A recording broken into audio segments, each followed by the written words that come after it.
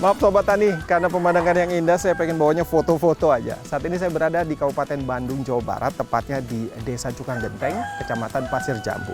Kita akan menemui seorang pemuda yang katanya nih ogah sekali jadi pegawai kantoran yang memilih menjadi petani.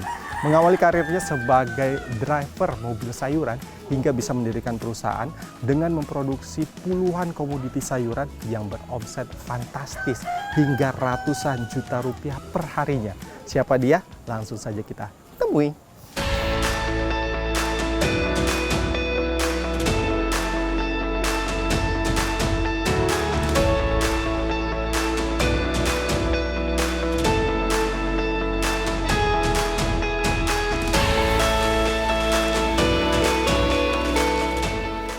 Assalamualaikum. Salam. Kang Dede ya? Siap. Wah, Kang ya. lagi ngapain nih, Kang? Lagi lihat-lihat dulu Ini hasil tanaman apa, Kang? tomat. Oh, Tanaman tomat. tomat. Tomat ini Rawit sama sawi putih. dicampur. Betul. Sistemnya tumpang sari ya Tumpang kalau nggak sari. salah ya. Iya, Ini betul. kenapa menggunakan tumpang sari nih, Kang? Supaya untuk menutupi operasional supaya tidak terlalu besar. Lebih efisien Lebih ya, lahan efisien. lebih efisien. Betul. Di sejauh mata memandang ini bisa dimanfaatkan lebih efisien ya, Kang. Betul. Jadi ini berapa luas Kang Dede punya lahan ini, Kang? Kalau luas totalan yang pribadi 10 hektar. 10.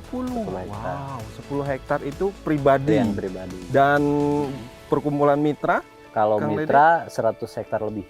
100 100 hektar. hektar. Wah, oke. Kang Dede, saya sebelum kesini searching tentang Kang Dede Koswara. Iya. Selalu bahasanya menolak jadi pegawai, ogah jadi pegawai, pengen jadi petani. Betul. Itu kenapa, Kang? Karena prinsipnya saya nggak mau diam ditelunjuk orang lain.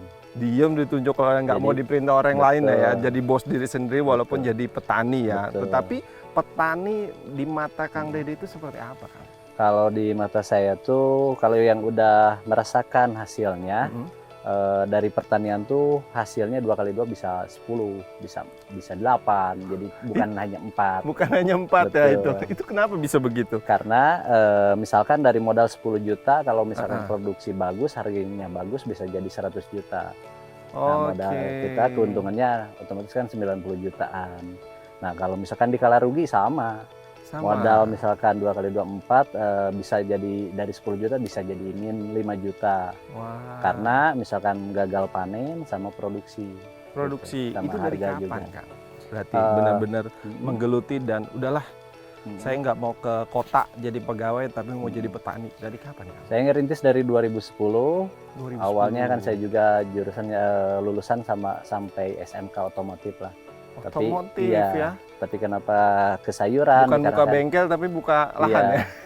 basicnya orang tua sebagai petani. Petani. Iya, Oke. betul. Jadi saya meneruskan, terus bagaimana caranya kita supaya lebih berkembang. Dari mulai produksi sampai pemasaran. Jadi dari 2010 sampai 2024 sudah sekitar 14 tahun. Betul. Bagaimana perkembangannya, Kang, selama 14 tahun ini? Dari 2010 kita ngerintis saya kuli dulu kerja di orang lain dulu nyupir. Terus bawa barang ke pasar, terus belajar bertani. Nah, yang dulu awal mula ini tanaman tomat. Awalnya tomat ya. Tomat dulu, cuman dikasih lahan 1.400 meter sama orang tua tuh. Oke. Cuman kebetulan harga bagus di 8.000, kita perluas dari 2010 sampai 2016 kita pemasaran ke pasar induk Caringin, Nah, Bandung dulu ya. Bandung dulu. Baru 2016 kita mulailah ngerintis ke pasar lebih luas, ke Tanah Tinggi, ke Bogor sama Keramat Jati, Berarti sudah Cibitung. merambah Jabodetabek ya. Kang, awal dari tomat dan merambat ke berbagai komoditi lain. Kang Dede melihat dari semua komoditi ini mana yang paling menguntungkan dan akhirnya terfokus atau memprioritaskan satu komoditi begitu. Nah, pas saya bawa sayuran, tomat, cabai ingkol dan lain-lainnya, melihat potensi ada labu siam yang di sebelah saya, sebelah lapak labu saya tuh. siam, ya. Labu siam disebutnya baby, acar dan DN. Nah, lihat potensi dari daerah saya Pasir Jambu Ciwidey juga kan ada yang nanam dan pemasarannya hanya Bandung dan Cikopo. Yang ke Tanah Tinggi langsung belum ada. Nah, ini potensi bagi saya. Nah, pas saya bawa ke sana awalnya 2 kintal, 1 ton, harganya selisihnya sampai 2.000 dengan pasar yang ngirim ke Bandung sama ke Cikopo. Jauh bedanya. Jauh ya. bedanya. Nah, dari sinilah kita bikin mata rantai. Jadi saya bagian pemasaran, kita bikin BC atau pengepul kecil. Nah, pengepul kecil ini kita bikin di tiap titik yang belum ada. Contoh dari Pepak Mengul, Gambung, Ciaul, dan sebagainya. Satu BC ini memegang petani ada yang 30, ada yang 50 petani. BC ini kalau bahasa sederhananya pengepul kecil Pengepul kali ya. kecil. Oke. Betul. Saya penasaran. Kalau memang labu siam atau labu acar yang jadi prioritas, di mana lahannya kan? Nah, prioritas daerah sini juga ada labu. Kebanyakan mayoritas di sini juga labu. Bisa kita lihat Kang? Boleh. Kita pengen lihat di mana sih kebun labu dan seperti apa. acar ini. Kita tahunya kan udah di piring aja Iya, ya. betul. Gimana Kang paling dekat sini? Di depan ada. Di depan, oke. Boleh. Kita ke sana ya Kang ya. Oke.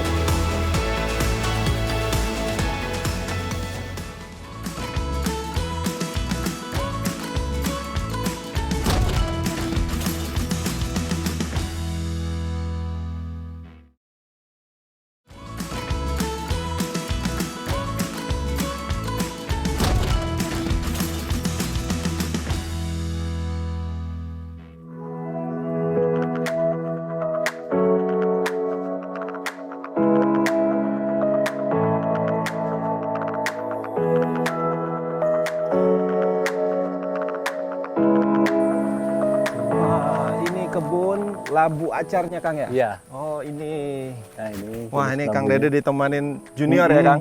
Ikut Jadi ke kebun. regenerasi petani sejak dini ya? Iya, betul. Dia mau jadi petani nggak? Oh. Mau jadi kayak Iya. papa nanti? Iya. Bagus. Nah, Sobat Tani, mungkin banyak dari Anda nggak tahu ternyata labu siam ini adalah tanaman jenis merambat ya Kang Iya, ya? betul. Merambat dan kita lihat tuh ternyata pohonnya nggak banyak ya Kang ya Nggak. di sini ya? Ada beberapa kalau disebutin istilahnya dapur lah. Mm-mm. Jadi beberapa dapur ini, beberapa lubang tanaman. Mm-mm. Jadi jaraknya harus 7 ke 7 atau 7 ke 5. 7 meter kali 7 meter kali ya. 5 meter Oke. persegi. Jadi jangan terlalu rapat. Kalau terlalu rapat nantinya buahnya kurang, daunnya cepat nutupin. Intinya jelek lah kalau Iya, untuk jelek produktivitasnya produksinya. ya. Ini kalau untuk produktivitasnya Kang, labu siam ini bisa sampai berapa lama Kang? Kemampuan bisa nyampe 3 tahun. Wow. Yang 3 penting tahun. bambunya kuat. Bambunya. Ya, dan harus ada sumber air buat di musim kemarau. Musim kemarau. Betul. Jadi yang paling penting adalah bambu. Ini Betul. maintenance-nya selama 3 tahun harus diganti atau gimana? Sebagian nanti ada yang rusak, baru ditambal silam lagi. Tambah siram.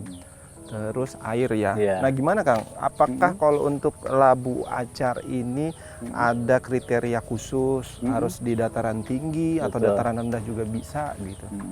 Harus dataran tinggi, kemudian ada sumber air Mm-mm. buat di musim kemarau, jadi ada bisa hidup terus.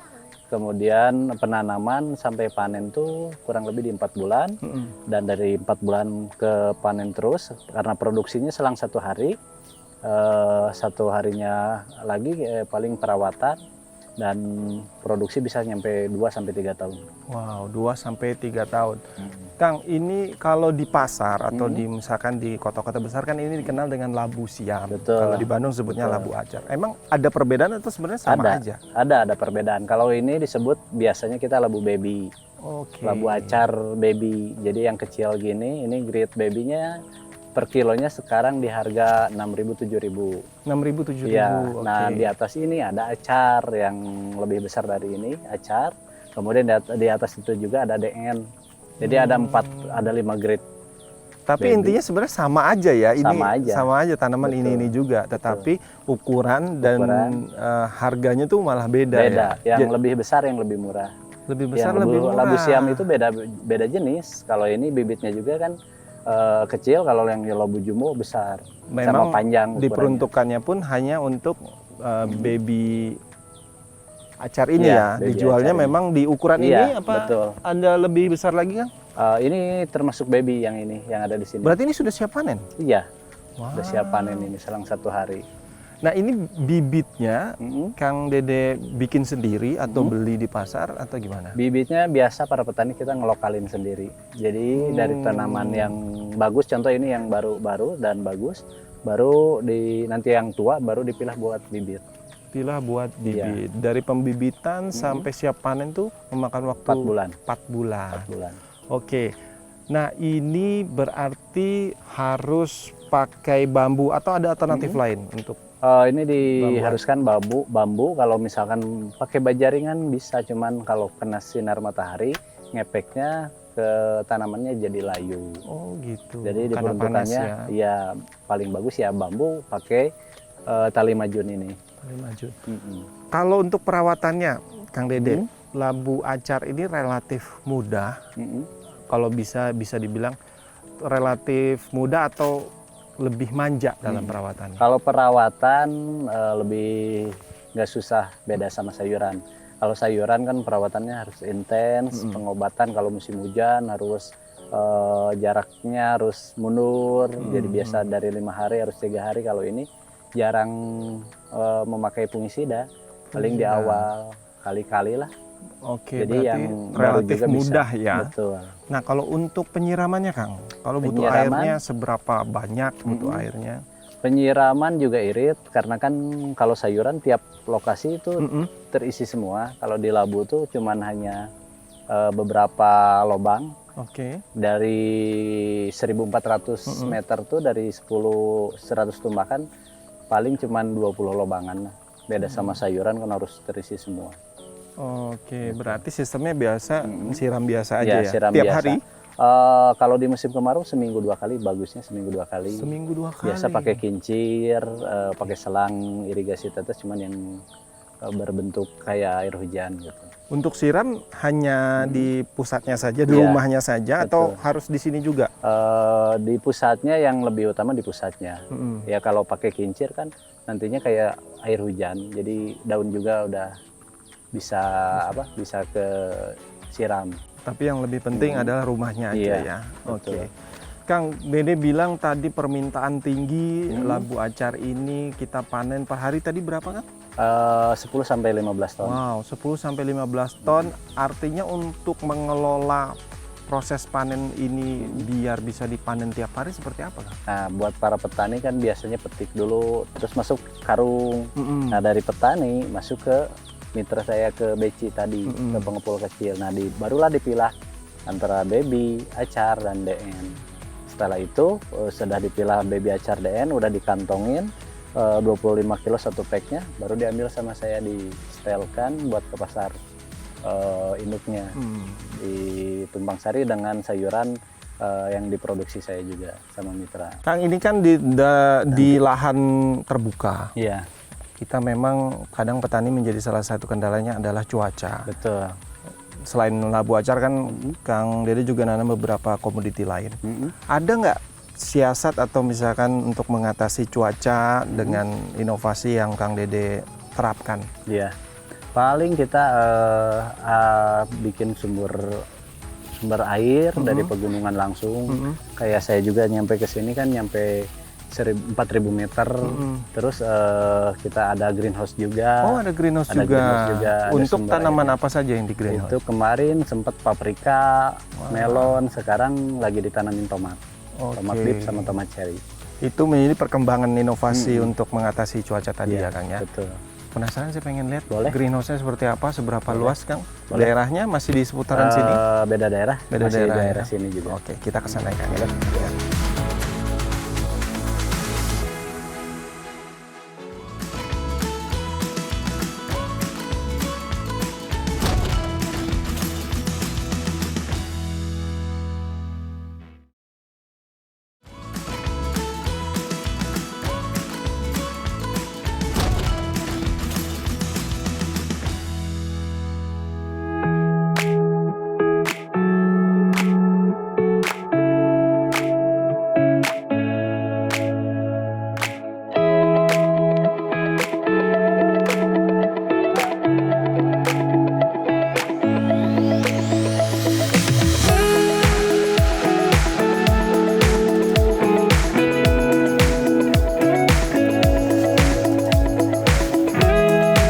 Nah, Sobat Tani, kita berada di greenhouse ya, Kang ya? Iya. Greenhouse untuk berapa luasan ini Kang? greenhouse? Ini 2.300. 2.300. Dua bangunan GH sampai bawah. Nah, saya coba panen tadi Kang ya, tomat seger dari greenhouse yang punya Kang Dede. Untuk greenhouse ini hanya untuk beberapa komoditi saja dan apa alasannya Kang? Dulu sebelumnya kita tanam cabai paprika, Oh, paprika ya, juga. kemudian tomat sayur, terus sayuran hijau kayak brokoli, terus terakhir kemarin melon golden, dan sekarang tomat. Berubah-ubah. Berubah-ubah. Kenapa tuh Kang? Untuk mengurangi hama, Oke. karena kan kalau misalkan bekas paprika ditanamin paprika lagi, otomatis hamanya juga ngumpul di sana.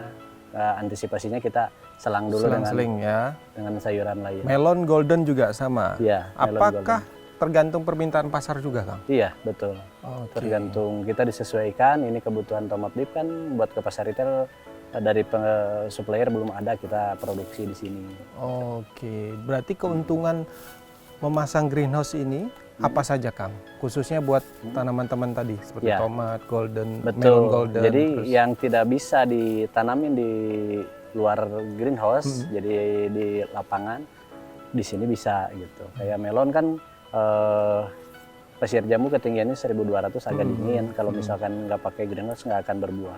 Nah, sedangkan kita pakai greenhouse, cuaca suhunya jadi panas, jadi bisa berbuah. Termasuk paprika nggak bisa Nah, ya di paprika luar ya. juga nggak bisa. Tapi kalau tomat bisa ya. Tadi kita Tomat juga bisa. lihat tomat. Kang, kalau kita lihat ini kan sebenarnya Akang punya lahan sendiri, tapi juga katanya ada mitra-mitra petani yang tergabung. Itu betul. berapa mitra petani yang tergabung Kang? Kalau kita sistemnya dari saya ke BC dulu, dari BC ke para petani. Nah, mitra total keseluruhan kalau misalkan satu BC 30 petani, kalau 35 BC udah 1.000 lebih. Wow, 1.000 1.000 lebih. petani lebih Betul. mitranya. Sistem kemitraannya gimana Kang? Untuk menjaga agar petani ini sama-sama kepercayaannya terjaga lah. Kita juga untung begitu, petani juga untung. Kita keterbukaan bersama mitra, terus kita juga sistemnya ngambil keuntungan rata-rata Rp500 per kilo. Dikala harga standar, dikala turun kita diturunkan, ngambil keuntungannya, terus dikala naik kita ada ngambil lebih juga. Dan kita juga ada sistem kas tahunan, kita nyimpen kas Rp100 per kilo bila harga lebih unggul dari pasar lain. Nah, kas ini buat apa? Dari 2018 kita gathering sama tim, Oke. terus sunatan massal, kurban buat para beci. Kemarin terakhir pembagian 1.000 sembako. Kang, kalau produksi sendiri tentu kita quality controlnya bisa dijaga, bisa terjaga ngontrol langsung atau misalkan pegawai ngontrol langsung. Nah, Iya. kalau dari mitra petani kan gimana cara kontrolnya Kang untuk kualitas Nah itu, agar bisa masuk pasar lokal maupun pasar retail? nah itu tadi apa yang kita lihat di lapangan tadi. Yang pertama di sayuran packing, tadi kan disortir dulu, dibersihin. Itu buat khusus pasar retail, dan buat pasar lokal kan itu yang tadi di gudang. Kemasannya packingannya agak besar, misalkan pakai kantung 25 kilo, pakai kardus. Berarti kalau walaupun diterima dari petani tetap di Kang Dede disortir lagi ya. Iya, di tiap-tiap beci, dan saya juga ada tim sortiran. Tim sortirannya ya. Wah, ini menarik nih. Gudang, sortiran, kita bisa lihat ke sana Kang. Tempat sortiran, Iya. yang gudang, kita pisahkan mana buat pasar lokal, mana pasar retail itu ya Iya. Kang ya. Di mana lokasinya Kang? di rumah saya. Oke. Sobat Tani, kita akan menuju ke tempat packingan Reggae Farm milik Kang Dede. Ayo Kang.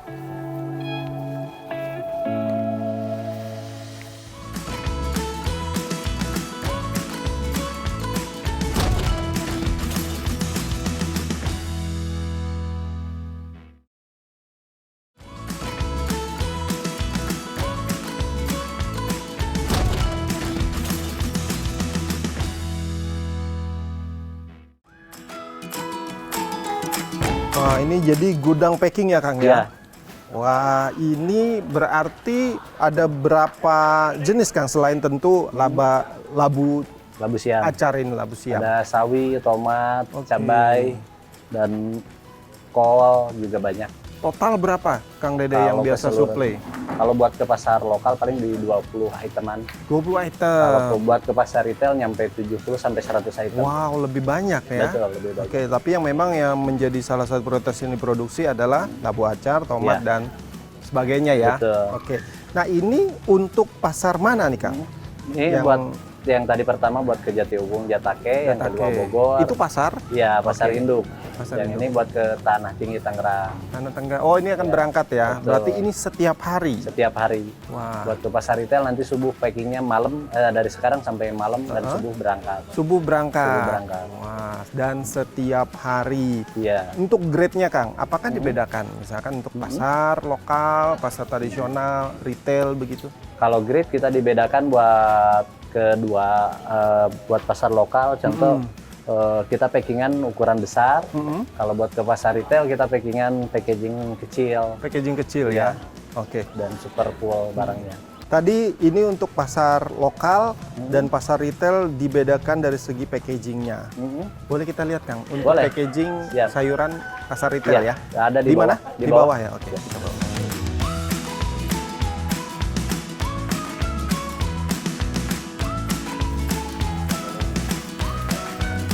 Sobat Tani, kita sudah di tempat packing untuk pasar retail ya, Kang, Iya, ya. Dan betul. bentuk packingannya sudah sangat rapi. Ini di wrapping dan dikasih logo Reggae Farm ya, Kang ya. Iya. Ini logo perusahaan punya Kang Dede ya. Iya, betul. Reggae, regenerasi itu Regenerasi. maksudnya. Oke, jadi ada artinya itu ya, Iya, Kang ya. betul. Kenapa menamakan Reggae Farm, Kang?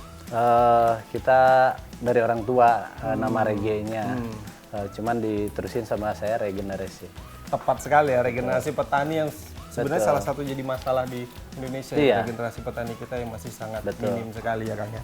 Oke, ini tentu untuk perlakuannya berbeda karena pasar retail. Jadi untuk kalau pesan juga untuk sobat tani, Kang Dede, biasanya kalau kita bisa menembus pasar retail, apa saja sih yang harus diperhatikan untuk bisa suplai masuk ke pasar retail, Kang? Buat masuk ke pasar retail yang terutamanya kita produksi barang, harus banyak item, terus pola ke petaninya, kita ngasih pola tanaman apa dulu. Setelah lengkap kita legalitas. Karena ini saya juga Reggae Farm ini udah haki juga, berikut udah PT juga gitu. Udah PT kami udah PT Reggae, Putra Reggae Berkah. Nah disinilah persyaratan satu persyaratan buat menembus pasar retail. Artinya harus sudah punya misal sudah harus punya perusahaan kah atau Iya. bisa dalam bentuk kecil gitu selain perusahaan, Kang? Harus sudah punya perusahaan sendiri. Iya, harus sudah punya perusahaan sendiri. Ini sudah menembus pasar retail, lokal pun sudah banyak. Betul. Untuk rencana jangka panjang, Kang, apakah ada rencana sampai ekspor begitu? Iya. Rencana ke depan kita memperluas jaringan pasar retailnya, karena pasar induk kita udah tertutupi semua. Kemudian barangkali ke depannya kita bisa membuka pasar ekspor juga kan, nggak akan mungkin pasti mungkin juga kalau misalkan kita ada produksi yang lebih banyak bisa bekerja sama. Kang, kita sudah bahas dari hulu ke hilir, dari ladangnya, lahan ini labu acar, sampai kita tempat packaging. Kang Dede cerita puluhan produk yang dipasarkan. Ya? Berapa ngomong-ngomong omsetnya, Kang? Hitungannya per hari kah? Kalau Atau per hari dari totalitas kita kalau di musim kemarau produksi 15 sampai 20 ton kurang lebih di 50 sampai 100. Kalau misalkan di musim kalau per hari. Sobat Tani 1 juta per hari? Iya. Dan Kalau musim penghujan produksi 20 sampai 30 sampai 40 ton nyampe 150-an lebih per hari. tentu berarti musim hujan produktivitas Iya, tinggi ya. betul. Tapi tetap mengutamakan stabilitas harga ya, Kang. Iya, betul. Kang Dede, pesan buat sobat tani. Mungkin banyak juga sobat tani sudah usaha, walaupun dari mulai kecil-kecilan, mungkin juga besar. Apa sih tips yang teman-teman sobat tani harus ketahui untuk bisa setidaknya membangun usaha, tetapi bertahap tadi, Kang? Ada perkembangan setiap tahapnya. Ya intinya kita harus kuat mental dan kuat modal juga. Terus harus ulet di bidang pertanian, kita harus bisa memperdalam. Bila sekarang kan gampang. Kalau misalkan tidak tahu barangkali mau sharing kan kita bisa lihat di channel kayak YouTube. Reggae Farm juga punya channel lagi ya? Punya channel Reggae petani reggae. Terus kita lihat di IG, ada di TikTok. Jadi banyak sekarang tuh tidak susah lah mencari informasi. Kang Dede, terima kasih banyak nih, Siap. Kang. Sama-sama. Sudah mau Dikunjungi Inspirasi Tani. Siap. Tentu dari hulu ke hilir kita sudah bahas. Yang pertama tentu Sobat Tani ingat mental, modal, dan terus mengembangkan knowledge ya Kang ya. Itu Betul. yang paling penting. Bagi Anda yang pengen usaha baik dari kecil, Kang Dede dari supir bahkan supir Iya. sayur Betul. hingga di posisi sekarang yang beromset ratusan juta rupiah per hari loh, bukan per bulan. Sampai jumpa di episode selanjutnya.